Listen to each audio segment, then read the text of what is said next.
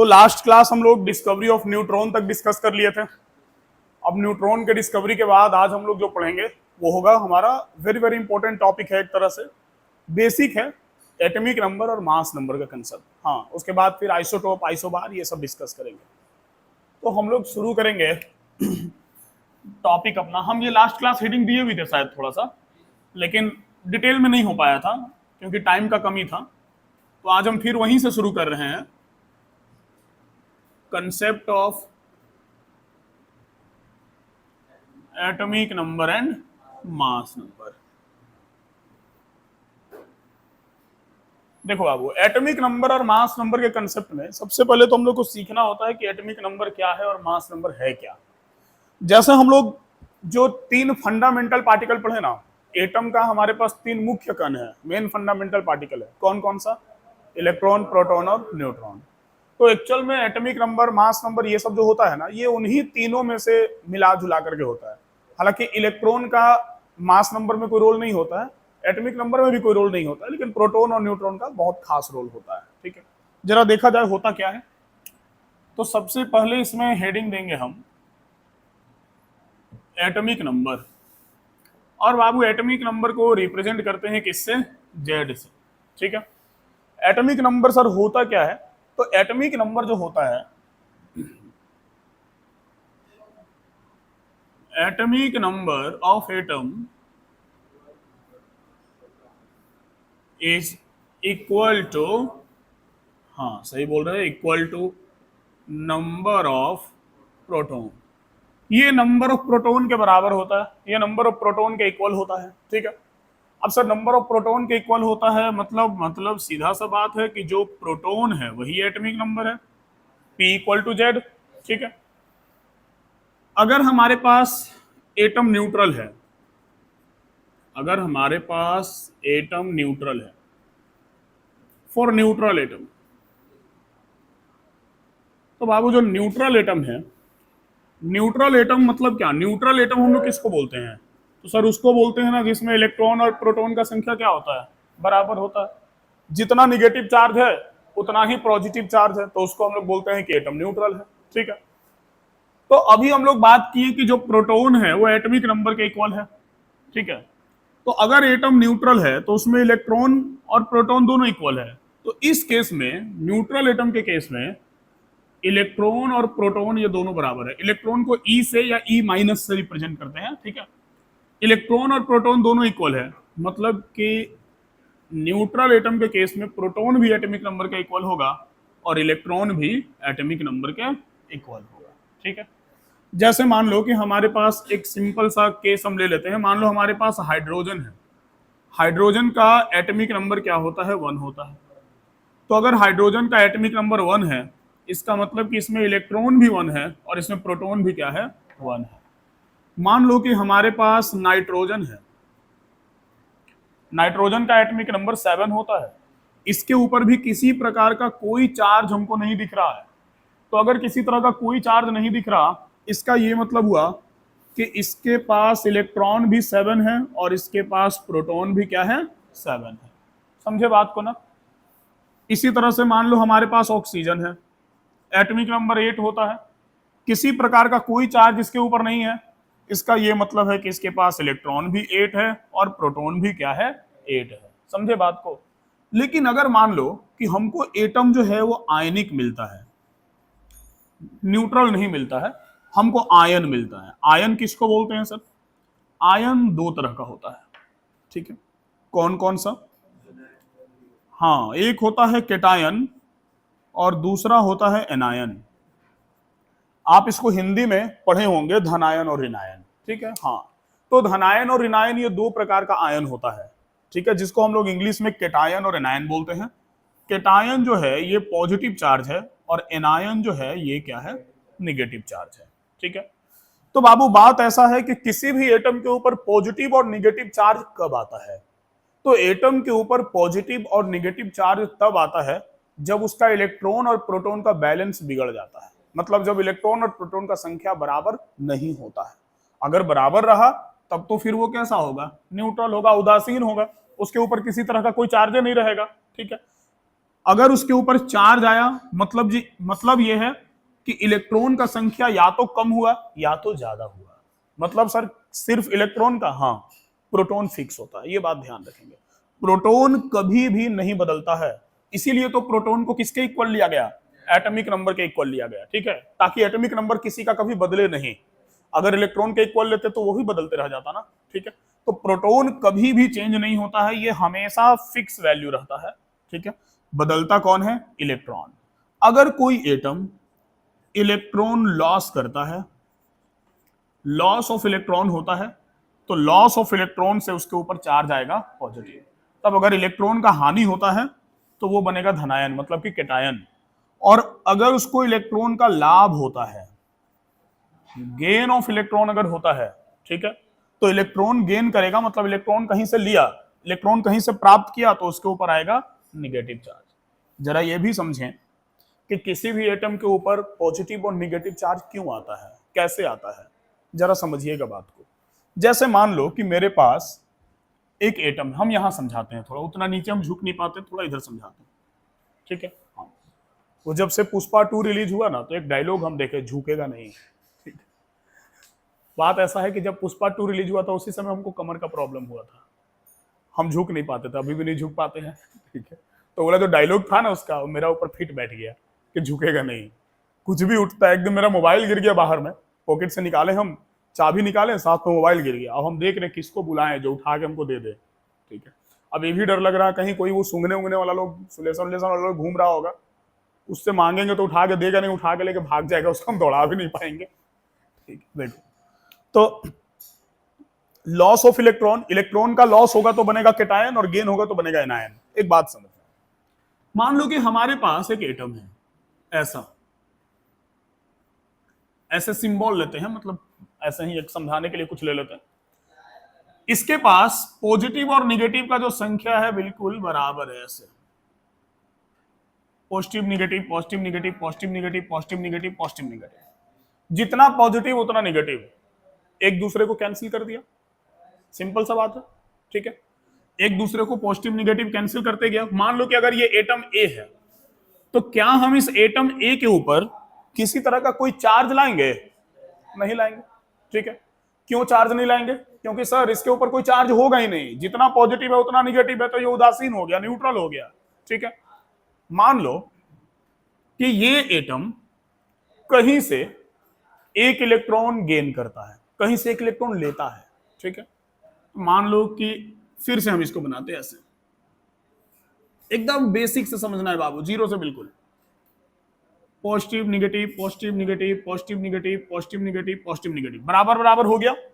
मान लो इसको कहीं से एक इलेक्ट्रॉन मिल जाता है, ले लिया ये एक इलेक्ट्रॉन कहीं से, कहां रखें, जगह नहीं मिल रहा, चलो यहां रख देते हैं ऐसे, ठीक है। अब देखो, ये positive negative cancel, positive negative cancel, positive negative cancel, positive negative cancel, positive negative cancel. लेकिन क्या इस निगेटिव को कैंसिल करने वाला कोई है, नहीं है। तो नहीं है तो बाबू वो चार्ज तो उस एटम के ऊपर दिखाना पड़ेगा हमको। इसीलिए कोई एटम जब इलेक्ट्रॉन लेता है तो उसके ऊपर कैसा चार्ज आता है, माइनस चार्ज आता है। जितना इलेक्ट्रॉन लेगा उतना माइनस चार्ज आएगा। मान लो यहाँ पे दो निगेटिव रहता, दो इलेक्ट्रॉन ये लिया होता, तो जाहिर सी बात है कि वो दो इलेक्ट्रॉन को कैंसिल करने के लिए कोई पॉजिटिव चार्ज उपलब्ध नहीं था, तो वो -2 हमको दिखाना पड़ जाता है। समझे बात को ना, पक्का क्लियर हो रहा ना। देखो, अब मान लो तीसरा केस ये है कि हमारे पास ये एक एटम है, ठीक है। अब क्या होता है, positive negative positive negative positive negative positive negative positive negative, ठीक है। फिलहाल इसके पास जितना पॉजिटिव है उतना निगेटिव है, ये उदासीन है, बिल्कुल न्यूट्रल है, इसके ऊपर किसी तरह का कोई चार्ज मौजूद नहीं है। कहीं किसी कारण से, अब कौन से कारण से इलेक्ट्रॉन लेना और देना होता वो भी हम लोग पढ़ेंगे, बड़ा अच्छा चैप्टर केमिकल बॉन्डिंग में मिलेगा हमको, या इसके बाद पीरियोडिसिटी ऑफ एलिमेंट में मिलेगा, ठीक है। लेकिन अभी फिलहाल हमारे पास जितना पॉजिटिव है उतना निगेटिव है, तो ये पूरी तरह से उदासीन है, न्यूट्रल है। कहीं किसी कारण से ये एक इलेक्ट्रॉन लॉस कर देता है, इसको एक इलेक्ट्रॉन का हानि हो जाता है। अगर इसको एक इलेक्ट्रॉन का हानि हो जाता है, एक इलेक्ट्रॉन ये लॉस कर देता है, तो एक निगेटिव इसका कहीं लॉस हो गया, कोई दूसरा लेके चला गया, या कहीं एनवायरनमेंट में लॉस हो गया। हुआ क्या, positive negative positive negative positive negative positive negative, यहां तक तो सब कैंसिल हो गया। लेकिन इस पॉजिटिव के लिए कोई नेगेटिव बचा है? नहीं बचा है। तो जाहिर सी बात है कि उस एटम के ऊपर वो चार्ज हमको दिखाना पड़ेगा। तो जितना इलेक्ट्रॉन लॉस होगा उसके मुकाबले उतना पॉजिटिव चार्ज यहां बढ़ता जाएगा। अगर मान लो 2 नेगेटिव निकल गया, +2 आ जाएगा। ठीक है, लोग ऐसे लिखते हैं +2 या ऐसे लिखते हैं 2+। तो आप कंफ्यूज मत होइएगा कि कौन सही है, दोनों सही है। जैसे लिखना हो वैसे लिखिए, समझ गए बात को ना। यहाँ कोई मैथ्स हमको नहीं बनाना है कि प्लस माइनस आगे पीछे रहेगा तो गड़बड़ हो जाएगा। हमको +2 का मतलब है कि प्रोटॉन 2 है और 2+ का मतलब है कि 2 प्रोटॉन है। बात तो बराबर है ना है, ठीक है। तो इसलिए कहीं भी ये चलता है। फिलहाल ये समझ में आया कि चार्ज क्यों आता है, ठीक है। तो कोई भी एटम के ऊपर अगर इलेक्ट्रॉन और प्रोटॉन का संख्या बराबर होगा तो वो न्यूट्रल होगा, उदासीन होगा। अगर इलेक्ट्रॉन वो लॉस किया, कहीं पर एक इलेक्ट्रॉन वो दे दिया किसी को, तो उसके ऊपर पॉजिटिव चार्ज आ जाएगा, वो केटायन बन जाएगा। और कहीं से वो एक एक्स्ट्रा इलेक्ट्रॉन ले लिया तो उसके ऊपर निगेटिव चार्ज आ जाएगा और वो क्या बन जाएगा, वो एनायन बन जाएगा। इतना कहानी क्लियर है। तो ये एटॉमिक नंबर का कहानी है, ठीक है। आपसे कोई पूछे सर ये सब इतना कहानी बताया कौन था? हेनरी मोसले। हाँ, हेनरी मोसले का नाम सुने होंगे। हेनरी मोसले एक साइंटिस्ट था जो पीरियोडिक टेबल है ना, आवर्त सारणी, उसी का दिया हुआ है, ठीक है, हेनरी मोसले का। तो उसके बारे में हम लोग आगे चल के पढ़ेंगे। बड़ा ग्रेट साइंटिस्ट था हेनरी मोसले। लेकिन मतलब बड़ा उसके बारे में सुन के आपको अफसोस होगा कि हेनरी मोसले का जो लाइफ टाइम था, पूरा उसका जीवन काल था, वो मात्र 27 साल का था। 27 साल की उम्र में वो अमेरिका, ये जापान में था। और अमेरिका उस समय उस जापान में परमाणु बम मारा था, वो उसी शहर में था। वो अपना फुल फैमिली के साथ बेचारा मारा गया था, ठीक है।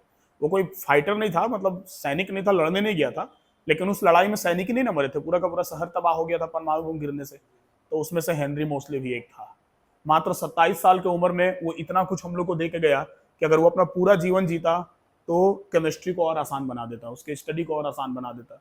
उसका मेन फोकस होता था कि कैसे केमिस्ट्री को आसान बनाया जाए। लोग एटॉमिक नंबर जो ये हम पढ़ रहे हैं, हम लोग जिसको हम लोग हिंदी में परमाणु संख्या बोलते हैं, तो बात ऐसा है कि इसके पहले भी बहुत सारा साइंटिस्ट लोग था जो अपना अपना रूल दिया। कोई एक मेंडलीफ का नाम सुने होंगे, ठीक है, जो परमाणु भार मतलब कि मास नंबर के ऑर्डर में एटम को अरेंज किया था, ठीक है। एक डोबेरिनर था जो ट्रायड्स लॉ दिया, तिर्यक का नियम दिया, 3-3 एटम का सेट बनाया और बोला कि पहला और तीसरा का जो परमाणु भार का एवरेज निकालेंगे वो बीच वाला का मास के बराबर होगा, ठीक है। फिर एक था न्यूलैंड, ऑक्टेव रूल दिया, अष्टक का नियम। वो सारेगामा पे एटम को सजा दिया, ठीक है, कि हर पहला एटम का प्रॉपर्टी उसके 8वें एलिमेंट के प्रॉपर्टी के बराबर होगा, पहला और 8वां एटम का जो गुण होगा वो एक समान होगा। लेकिन सब फेल हो गया, क्योंकि कोई 20 एटम तक जाता था, कोई 40 एटम तक जाता था, कोई 3-4 सेट बना पाया। इकलौता हेनरी मोसले आया जो देखा कि अरे यार, जितना भी एटम उस समय मिला था, ये क्या देखा ना कि जितना एटम मिला है सबके पास प्रोटॉन का संख्या अलग अलग है, ठीक है। अब जब सबके पास प्रोटॉन का संख्या अलग अलग है तो मान लो कि जैसे क्लासरूम में बच्चा बैठा हुआ है, हम सबको एक एक मैथमेटिकल नंबर दे देते हैं और सबका मैथ का नंबर अलग अलग है, तो जाहिर सी बात है कि हम उनको बढ़ते या घटते हुए क्रम में सजा सकते हैं। तो वो देखा कि सबका प्रोटॉन अलग अलग है, वो प्रोटॉन के बढ़ते हुए क्रम में एटम को सजा दिया और वही नंबर ऑफ प्रोटॉन को क्या मान लिया, एटॉमिक नंबर मान लिया, परमाणु संख्या मान लिया, ठीक है। तो ये केमिस्ट्री को आसान बनाने का काम किया था हेनरी मोसले। लेकिन अफसोस का बात है कि मतलब बेकार का लड़ाई में अच्छे अच्छे लोग भी चले जाते हैं, ठीक है। इसीलिए बोला जाता है कि जो युद्ध है वो किसी चीज का सॉल्यूशन नहीं है, हालांकि करना पड़ता है जब औत हो जाता है तब, ठीक है। तो नेक्स्ट जो कंसेप्ट है ये हम लोग देखेंगे मास नंबर का। थोड़ा बाबू इस दरवाजे को सटा दो ना, आवाज आ रहा बाहर से।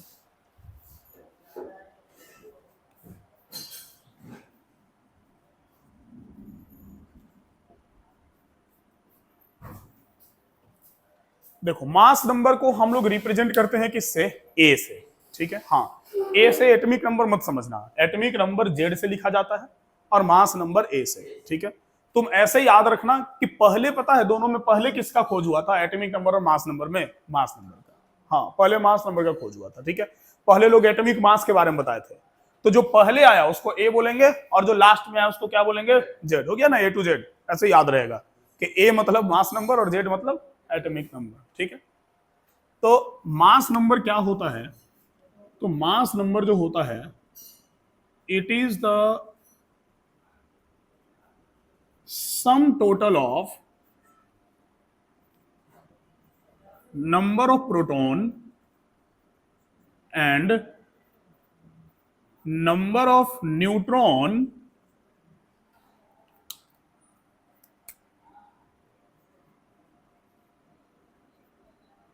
प्रेजेंट इन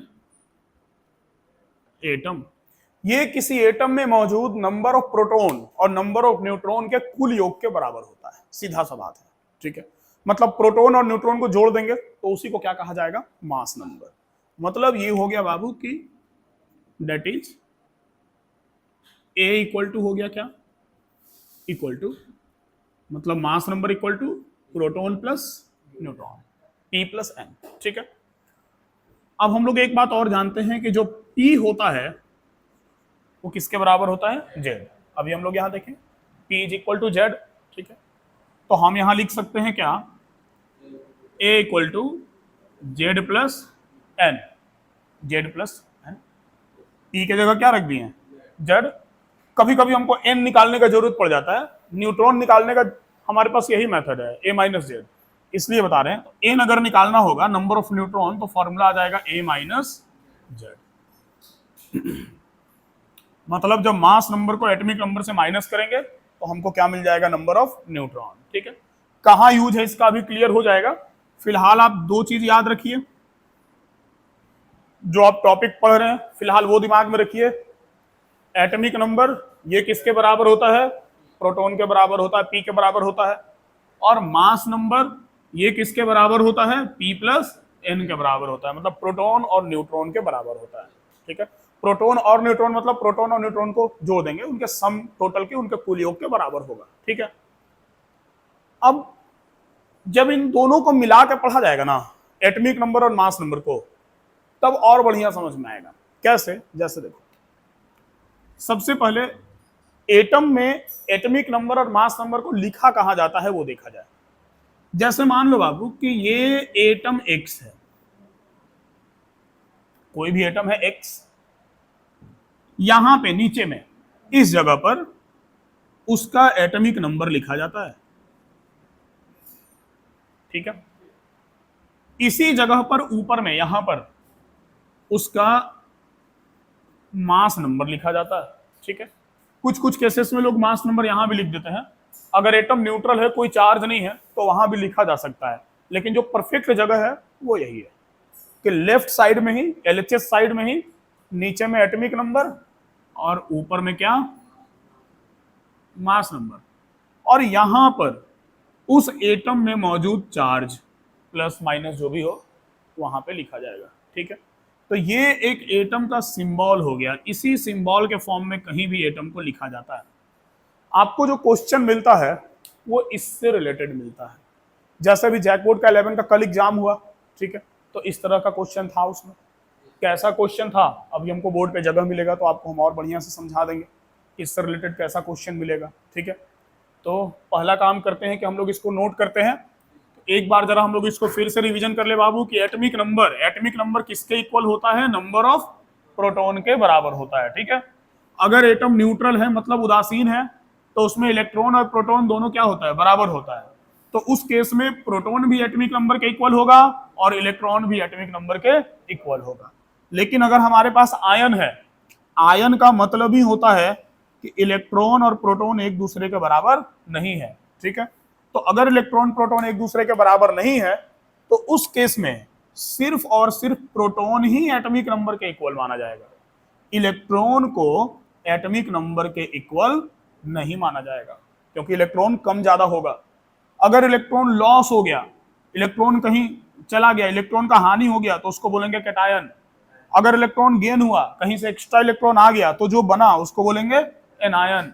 कैटायन के ऊपर कैसा चार्ज आएगा, प्लस चार्ज आएगा, पॉजिटिव चार्ज आएगा, ठीक है। और एनायन के ऊपर निगेटिव चार्ज आएगा। क्लियर है ना। कैसे कैटायन और एनायन बनता है वो यहां पे हम लोग समझ लिए, ठीक है।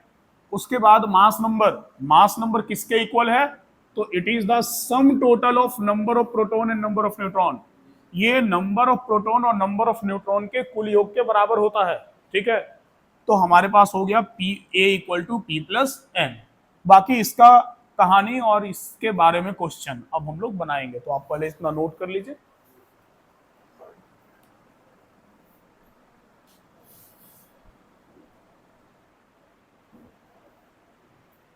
चलो तो हो गया, तो आगे बढ़ते हैं।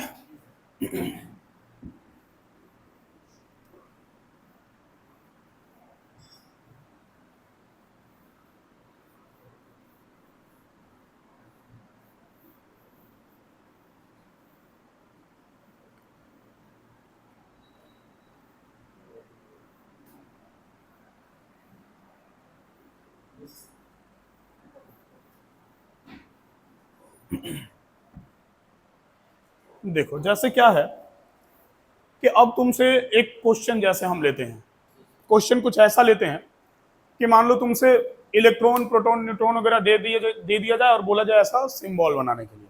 ठीक है, जैसे मान लो एक क्वेश्चन दिया गया तुमको और तुमको बोला गया assign the proper symbol of an atom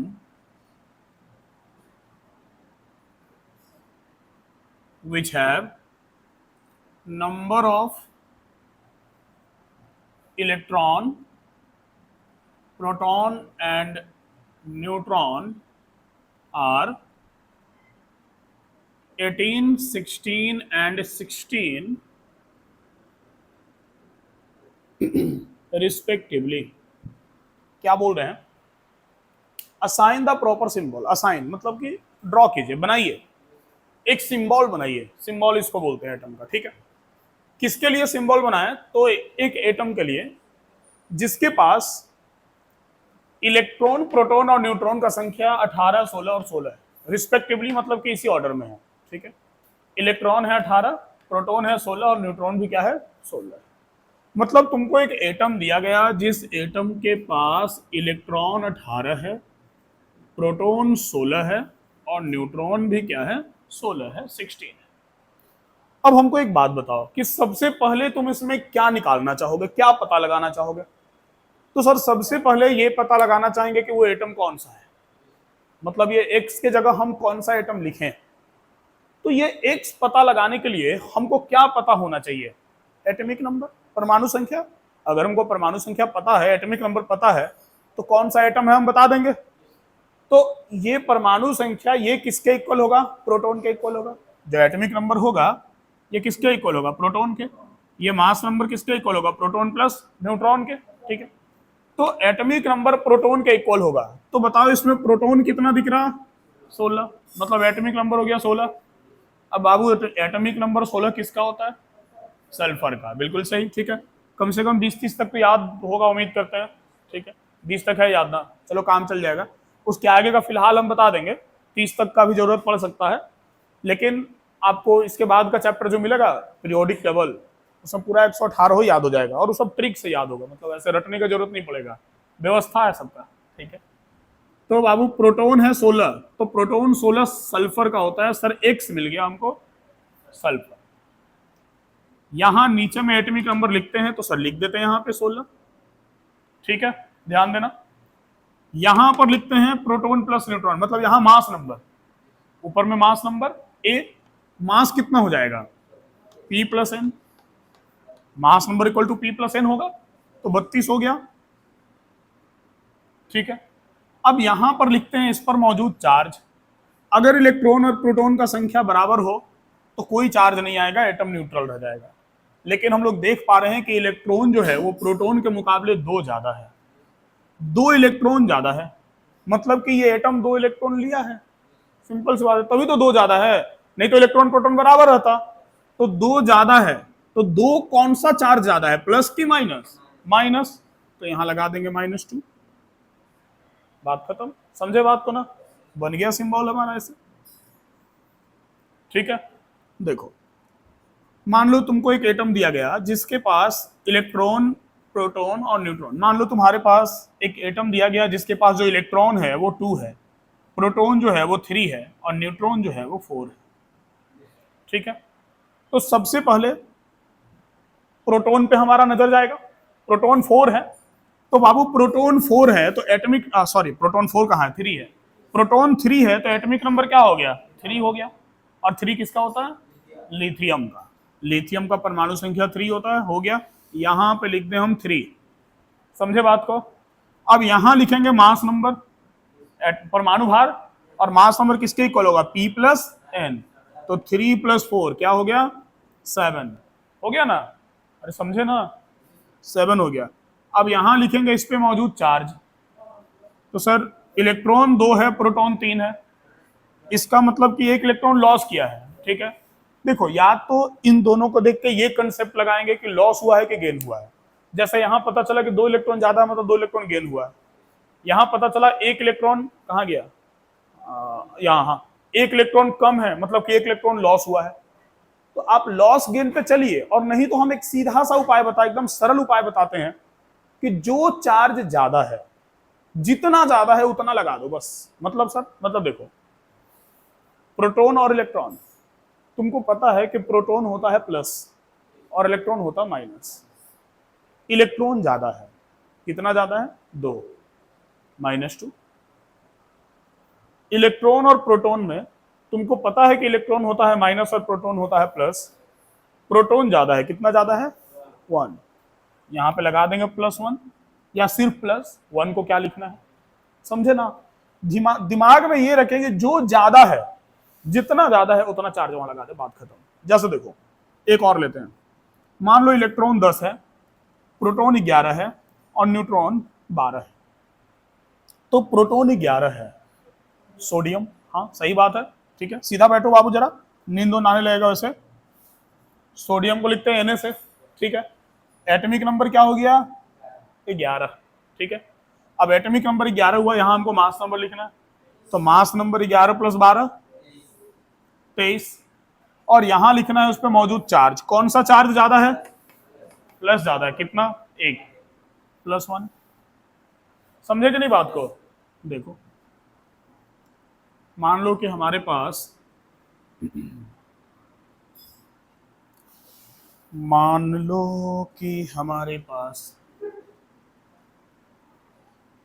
electron 18 है, प्रोटॉन 17 है और न्यूट्रॉन भी 18 है, ठीक है। एटम कौन सा होगा, क्लोरीन होगा, ठीक है, सही बात है, क्योंकि सर एटॉमिक नंबर 17 उसी का होता है। क्लोरीन हो गया, परमाणु संख्या हो गया 17, मास नंबर 35, हाँ 17 + 18 35 हो गया, 35 हो गया। चार्ज -1, माइनस चार्ज आएगा सिर्फ, क्योंकि सर एक इलेक्ट्रॉन ज्यादा है, एक निगेटिव ज्यादा है, माइनस चार्ज आ गया। समझ गया बात को। चलो इलेक्ट्रॉन 18 है, प्रोटॉन 20 है, न्यूट्रॉन भी 20 है। एटम कौन सा, कैल्शियम, बिल्कुल सही। प्रोटॉन 20, परमाणु संख्या 20 उसी का होता है, कैल्शियम का हो गया 20, मास नंबर 40, 20 20 40 40 हो गया।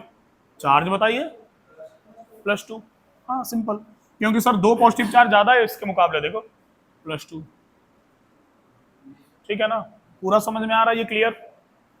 चलो इलेक्ट्रॉन हमारे पास 24 है, प्रोटॉन हमारे पास 26 है, न्यूट्रॉन हमारे पास 30 है।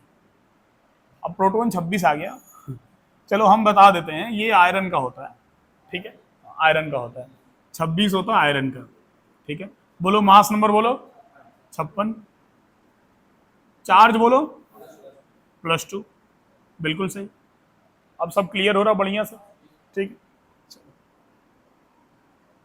मान लो हमारे पास 18 है, 15 है, 16 है, हाँ 15 फॉस्फोरस का होता है, फॉस्फोरस हो गया, एटॉमिक नंबर 15 हो गया, हाँ 31, हाँ चार्ज बोलो -3, सही, क्योंकि 3 इलेक्ट्रॉन ज्यादा है, -3, क्लियर हो गया पूरा। तो यही था बाबू एटॉमिक नंबर और मास नंबर। तो एटॉमिक नंबर और मास नंबर का कंसेप्ट हमको लगता है कि खूब बढ़िया से क्लियर हो गया, ठीक है। लिखिए इसको,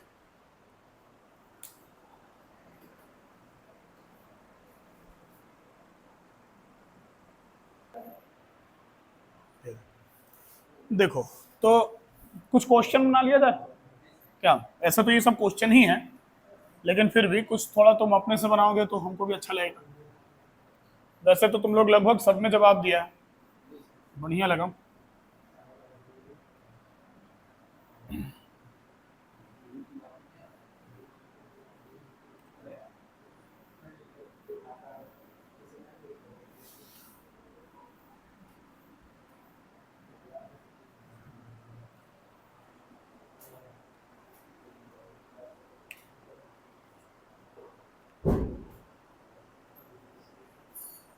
चलो कुछ एनसीईआरटी का क्वेश्चन बना लें। बुक नहीं है मेरे पास, लेकिन बुक इसमें है एनसीईआरटी का। एनसीईआरटी एक्सरसाइज का तीसरा नंबर क्वेश्चन है, ठीक है। आपको इसमें बोला गया है कि how many neutrons and protons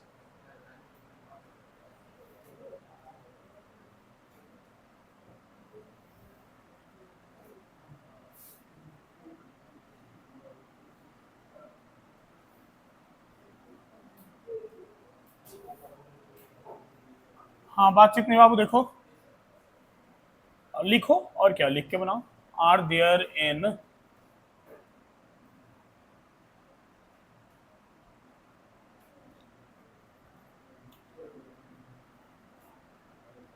following nuclei. इसके बाद हमारे पास जो क्वेश्चन है,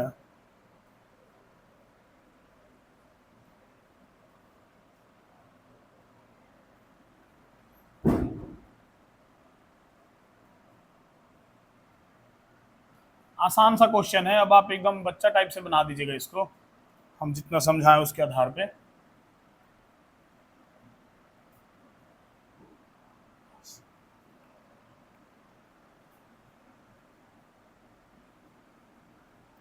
बोला जा रहा है कि how many neutrons and protons, कितना न्यूट्रॉन और proton in the following nuclei. Nuclei किसको बोलते हैं? न्यूक्लियस का प्लूरल।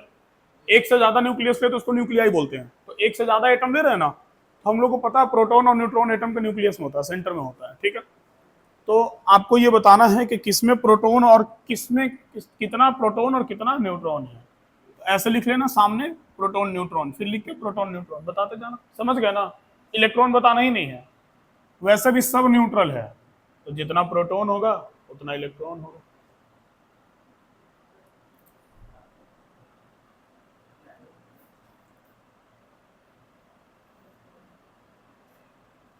कुछ का सिंबल भी बनाना है। एनसीईआरटी का ये क्वेश्चन नंबर 2.3 था, क्वेश्चन नंबर 2.4 में है।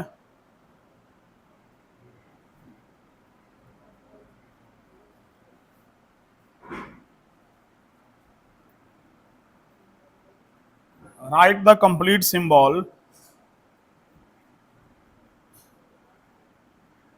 For the atom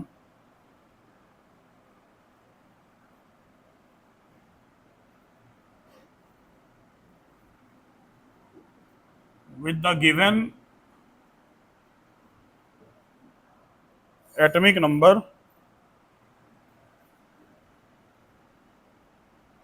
and atomic mass।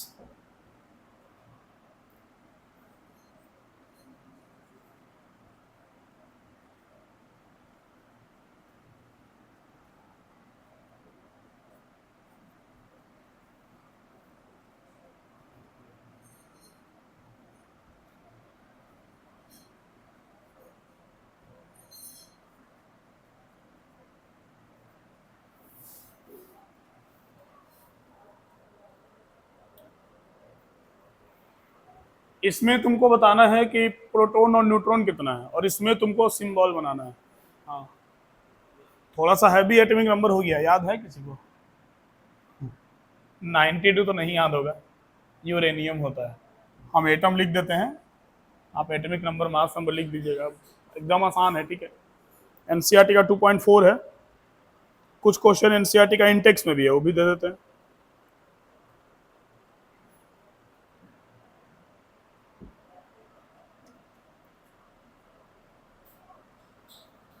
कहाँ चली गया? हाँ,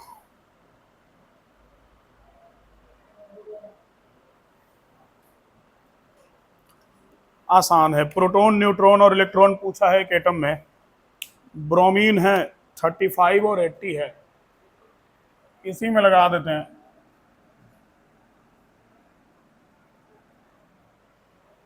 यही वाला कल पूछा भी था, जैक 11 का जो एग्जाम हुआ ना, उसमें ये वाला क्वेश्चन पूछा था, ब्रोमीन वाला, हम देखें ऑप्शन में था।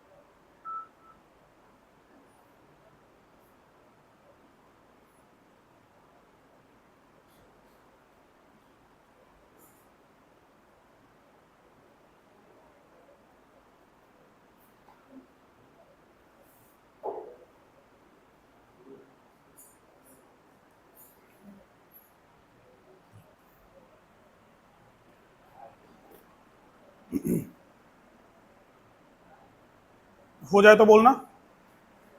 हो गया ना? ना, चार्ज तब लिखा जाता है जब हमको इलेक्ट्रॉन प्रोटॉन दिया रहता है, तो डायरेक्ट एटॉमिक नंबर और मास नंबर दे दिया है, तो ये तो तुम्हारा डायरेक्ट हो गया ना, 92 और 233। ये हो गया क्लोरीन 1735, और ये हो गया तुम्हारा कौन सा, ये तो बेरिलियम है, ये डायरेक्ट हो गया। ठीक है, ऊपर वाला क्लियर हुआ कि नहीं? बन ही गया होगा।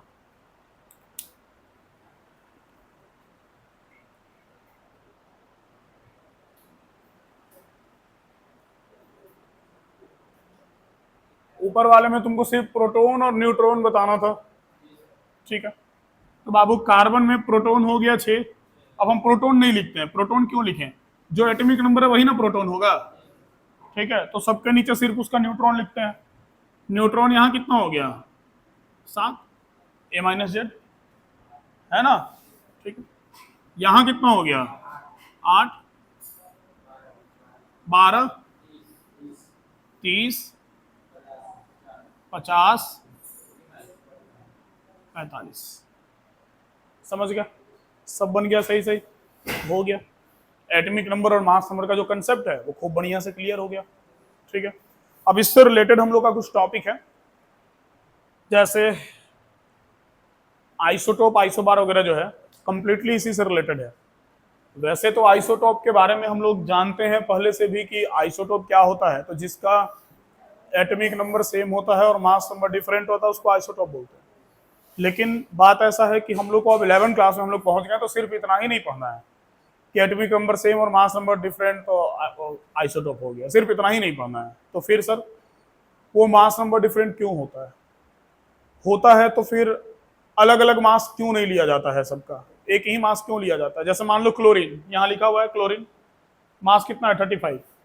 क्लोरीन का दो आइसोटोप होता है, 35 और 37, 35 और 37 दो होता है। लेकिन जब पीरियोडिक टेबल में जाइएगा, आवर्त सारणी में जाइएगा, तो 35.5 मिलेगा। ठीक है, तो आखिर 35.5 क्यों मिलता है हमको? 35 या 37 में से कोई एक क्यों नहीं मिलता है, या दोनों क्यों नहीं मिलता है? बहुत सारा सवाल है। ठीक है, तो आखिर वो 35.5 जो मिलता है वो है क्या, इन दोनों में से किसका मास है, या दोनों का एवरेज है, क्या है? तो बड़ा डिटेल में पढ़ना है। ठीक है, मतलब कंप्लीट एक क्लास जो है ना वो आइसोटॉप्स में चला जाएगा। लेकिन आइसोटॉप्स इतना डिटेल में पढ़ेंगे कि उससे किसी भी लेवल का जो क्वेश्चन होगा वो आसानी से बन जाएगा। ठीक है, तो आज का क्लास हम लोग इतना ही रखते हैं। एटॉमिक नंबर और मास नंबर अच्छे से क्लियर हो गया। ठीक है, अब आइसोटोप, आइसोबार हम लोग अगली क्लास शुरू करेंगे। हम शुरू कर देते हैं आइसोटोप, लेकिन शुरू भी करेंगे ना तो ये खत्म नहीं हो पाएगा वो, और हम चाहते हैं कि ऐसा शुरू करें कि खत्म हो। जैसे पूरा एक लेक्चर में कंप्लीट हो गया ना एटॉमिक नंबर, मास नंबर खूब बढ़िया से, वैसे ही आइसोटोप भी एक ही दिन में खूब बढ़िया से कंप्लीट हो जाए। समझे बात को? आप लोग एक होमवर्क रखिए कि 30 तक एटॉमिक नंबर याद कर लीजिएगा, 20 तक तो पहले से है, 10 और याद कर लेना, उसके बाद आगे का हम देख लेंगे क्या करना है। 10 तक कम से कम 30 तक याद कर लेना, और 20 तक का मास, हाँ मास 30 तक का जरूरत नहीं है फिलहाल, लेकिन 20 तक का कैल्शियम तक का मास भी याद होना चाहिए। ठीक है, हाँ तो ये होमवर्क लेके जाओ आज। ठीक है।